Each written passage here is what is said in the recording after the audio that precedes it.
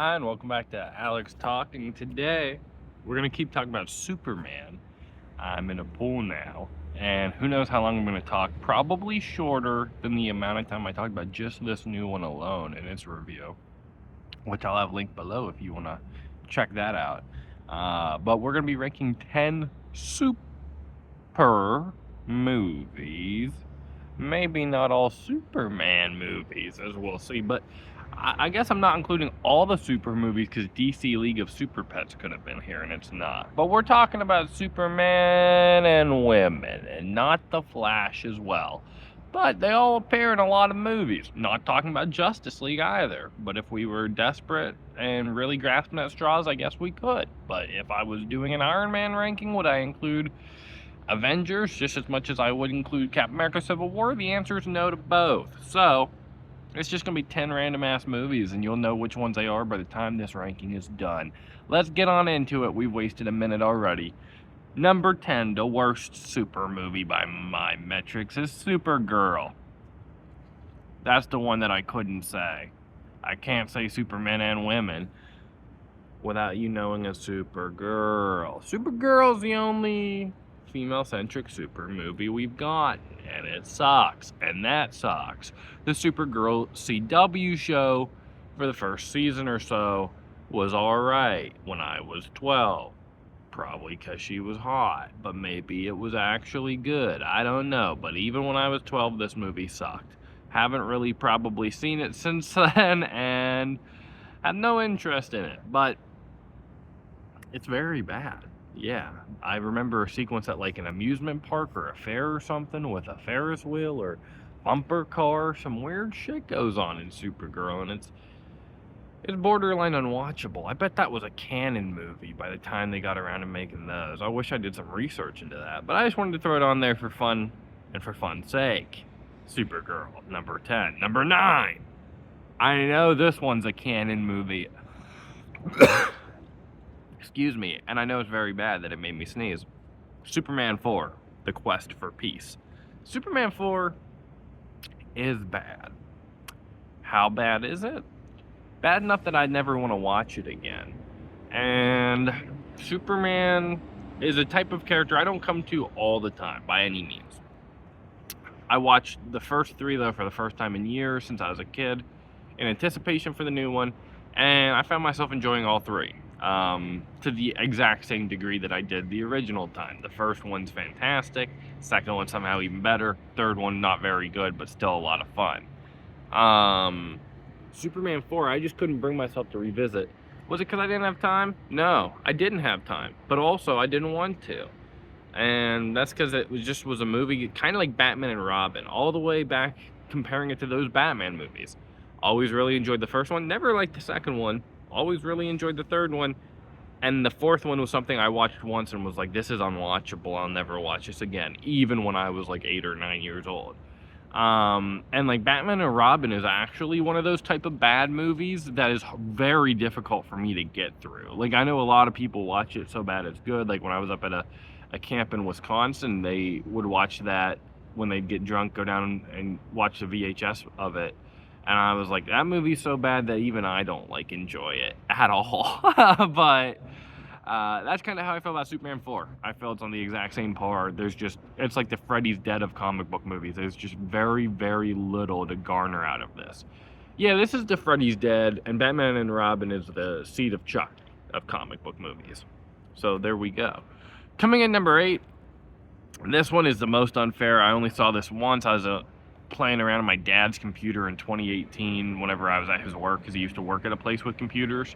So I was on YouTube and I watched Superman and the Mole Men. This was from like 1951. I think this is the George Reeves starring Superman vehicle, which is of course Christopher Reeve's father. I don't know if that's true actually. I don't think it is. I don't think it is. But Superman and the Mole Men was fine. A 1950s Superman movie with mole people. Moving on, number 7, Superman 2025. Now, it's a little weird because I would say Superman and the Mole Men is fine, and I'd say Superman 2025 is really bad and pissed me off and a lot closer to the level of Superman 4, but that's just the nature of doing a ranking like this, because I haven't seen Superman in the moment in years, and I really have no intention to, and really no point to. But I remember Superman 2025, and I'd be much more inclined to revisit it just because it is a more appealing and action-packed movie. That being said, of course, this movie disappointed me on a great level by not having a story to back up the action at all, an action that didn't visually engage me in a meaningful way. Um, Even going to think about the action through the lens of, if we're gonna make it that everything is like really comic booky and crazy, but Superman's also a big blue Boy Scout that's gonna save everyone. There are sequences where he's like saving squirrels in the middle of battle and like saving very individualized people from giant catastrophes. And it's like, well, this doesn't make sense because I know a ton of other people are getting fucking wiped out right now. So this is dumb. This just makes Superman look like a big blue idiot, which he does the entire time because he's constantly getting his ass beat or bitching and crying and yelling about other certain things. And that just definitely did not ever jive with me at all. Like the way that this Superman was like, I'm going to care about certain individuals and cars, and like, we're like, it just, not even the Superman's fault. The filmmaking was so disingenuous and like brain dead in its logic of like, he's saving the city one car at a time, and it's like a whole building's falling. Like, so many people are getting killed by that debris right now. There's a certain way that you have to handle this action in a live action format to make it feel like there's any sense of logic or stakes. And if there's not, that's fine. But then it's just like watching a video game, and I understand why people would say they didn't like, the fucking Star Wars prequels, because it looked like watching a video game. Like, because I'm watching this movie on the biggest screen possible, and I just think, oh, this looks like a fucking dog shit video game. Like, what am I watching here? It did not work for me at all. Like I said, you can go check out my full review, because I get into my thoughts much more on that one. But Superman 2025 is just, maybe, for a movie I wasn't even excited for that much, one of the biggest disappointments of the year, because I expected quality at the very least, because DC's released how many bad movies in a row? I think that's something too. It's like this huge we're starting new thing, and we want to do a huge cinematic universe. We want to Marvel-fy this shit so fucking bad it's like acid in our mouth. And once again, we can't even get one movie out the gate before falling flat on our dick. But, it's fine, because the whole world is going to pretend to like it, because they just don't want them to fall flat on their dick. And we know in the modern day that we just have to decide what we think of a movie before we go and see it. And it feels like everyone already has, because all the talking points are all the James Gunn buzzwords that were being said and engineered by him prior to the movie coming out. And now all the people who loved it, I'm seeing in their reviews, are just saying the same buzzwords they kept saying when they were looking forward to it. And it's just exhausting, man. It really is. It is so frustrating that it doesn't feel like you even have to see a movie anymore for people to formulate their opinion on it. And it doesn't matter if the movie's actually good, you just want it to be successful enough, I really wanted the new Jurassic World to be good, admittedly. As stupid as that may sound, because it's just another dino movie, it's the same first thing in 3 years since they said they were done with it. It's dumb, but I still will find myself like a little kid getting excited for it every time because I have fun with them. And I still thought it was a bad movie, and that bummed me out. But even then, man, this is like, well, we're not going to have any sort of logical story. It's like truly one step forward, 3 steps back. We took all the critiques about the way it looked and the tone, and we made it silly, stupid, campy, colorful. But the story is just non-existent. The development of the characters just don't matter. None of it is something that needs to be tangible in any way. It just needs to be there visually on screen and in color for you, and you'll clap like a seal and be happy, right?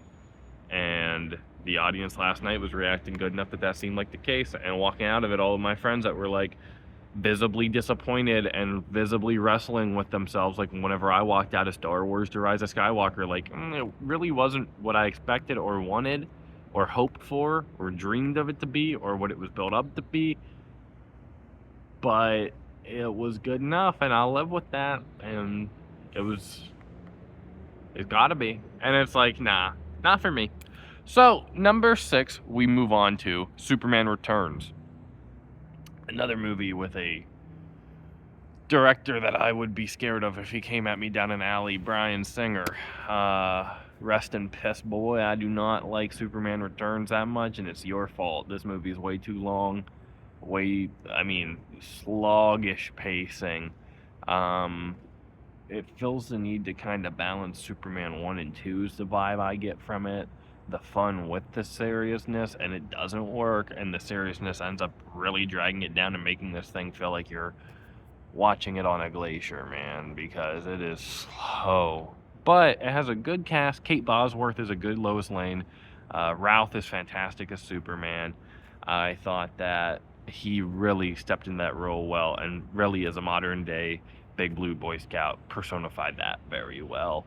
And Parker Posey, of course, how could you forget? Parker Posey is in this. That's awesome.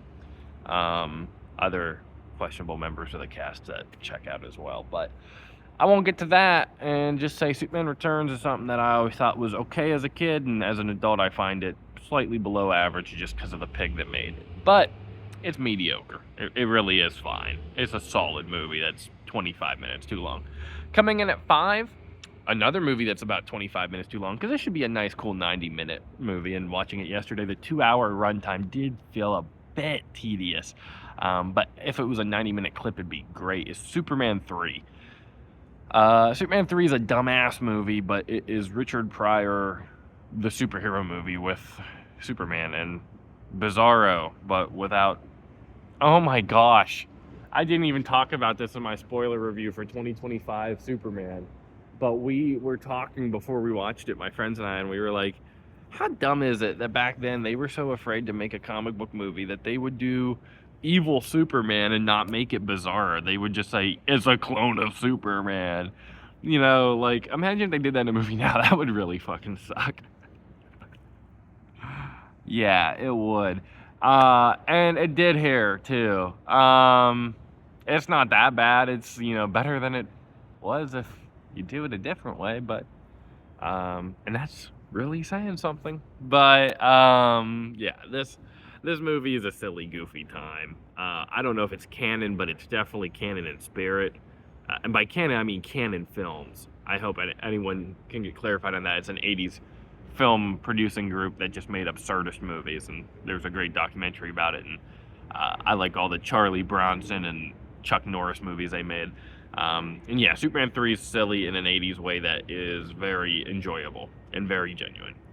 Coming in at number 4, we have Man of Steel. I rewatched this one as well recently. Saw this twice in theaters when I was a kid. I really liked it, but never loved it. I got it on Blu-ray even as a kid for my birthday. Always liked it, never fully loved it, but really did enjoy it. The third act always left me wanting a little bit more, because even as a kid I would get bored by just flying little dark objects and CGI. It's just something that has always been something that got under my skin. It's just the truth.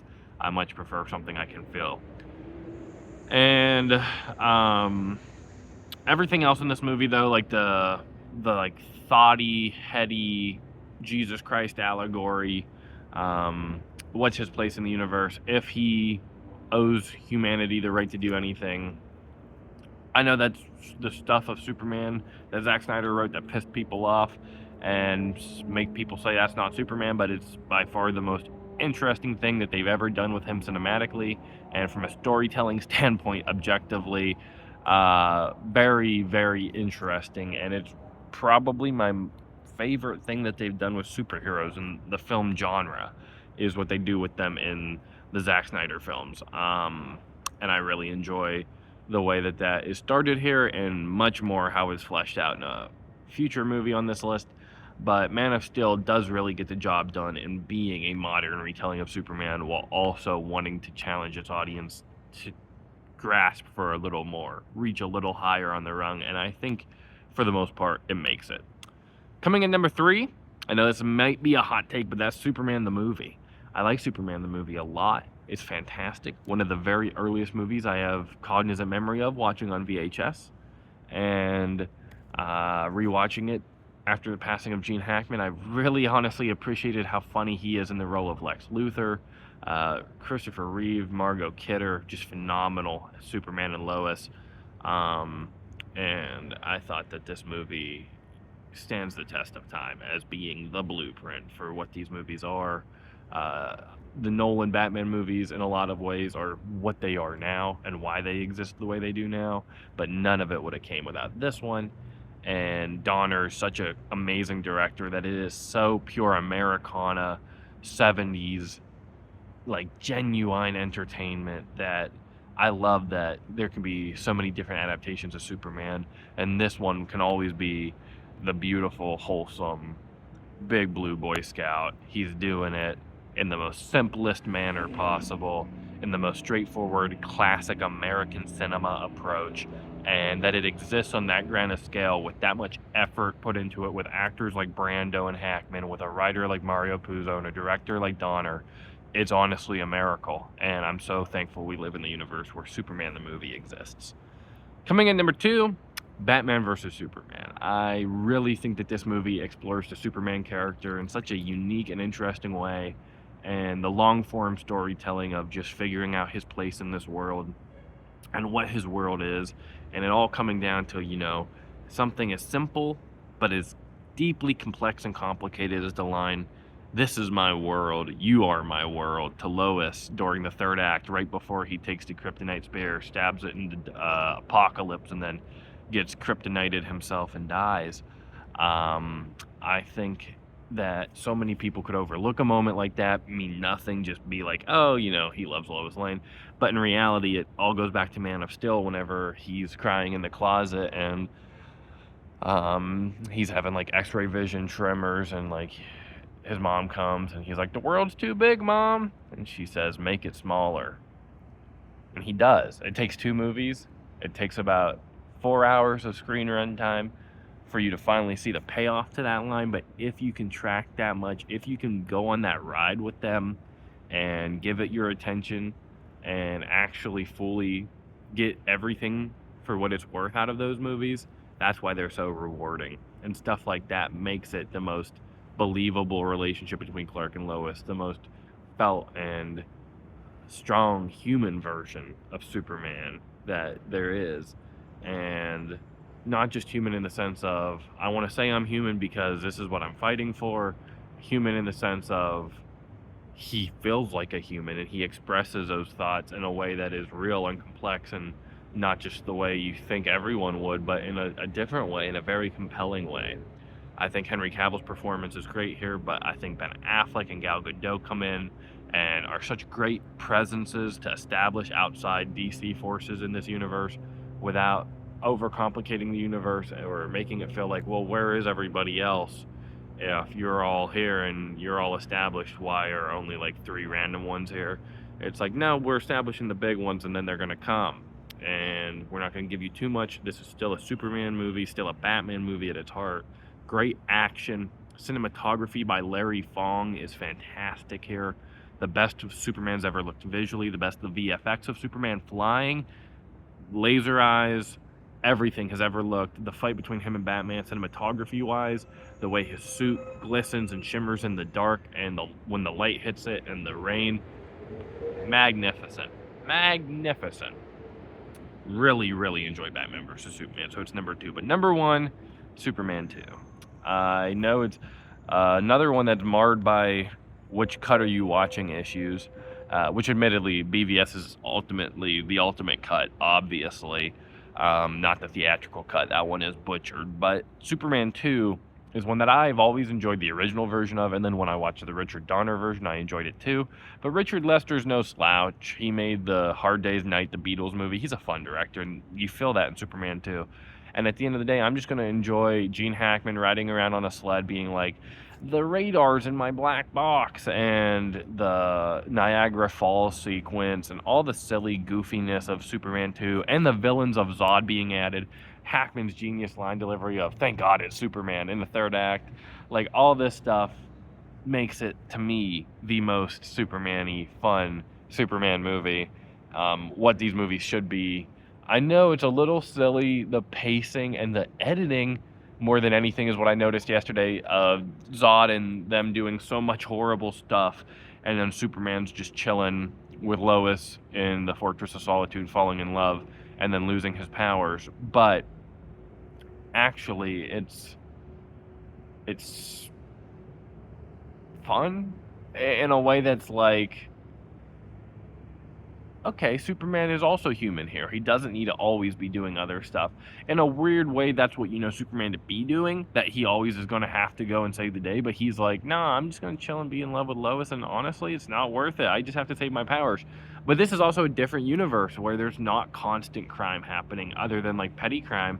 And at a certain point, it's like, does he owe it to them to stop petty crime all the time? He doesn't know Zod and them are out there. So he could just be like, well, the police can be the police again. I'm going to go get laid. And that's okay. That's okay. So that's just never bothered me. It's like, it's silly in a way that's acceptable for the fact that it was like the second comic book movie ever. And, you know, there's like almost a riff on it with losing your powers in Spider-Man 2, which I'm sure was intentional by Raimi as well. I mean, you feel a lot of this, the first two Superman movie in the Raimi Spider-Man trilogy in its heart and stuff as well, in my opinion. So yeah, number 1, Superman 2. That is still my favorite Superman movie, but maybe one will come along and dethrone it one day. Who knows? There's some good movies on this list, some real bad ones too. So tell me your ranking down in the comments, what you think of the new Superman. If you want to watch my review, it'll be down there. And yeah, thank you for watching. Who's your favorite Superman? Have a great day.